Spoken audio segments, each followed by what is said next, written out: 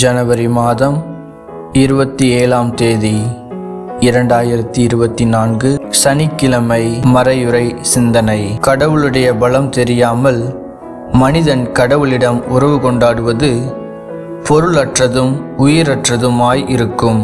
இன்றைய நற்செய்தியில் இயேசுவுக்கு காற்றும் கடலும் கீழ்ப்படுவதை கண்ட மக்கள் இவர் யாரோ என்ற வினாவோடு பார்க்க தொடங்குவதை நம்மால் உணர முடியும்.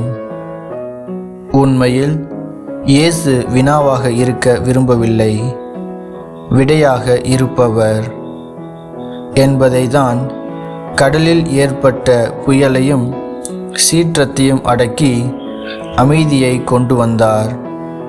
ஆகவே நாம் பயணிக்கும் வாழ்க்கை படகில் இயேசுவை பற்றி கொள்வோம். எவ்விதமான சவால்களையும் சோதனைகளையும் ஆபத்துகளையும் கடப்பதற்கு இயேசு என்றும் நம்மோடு இருப்பார்.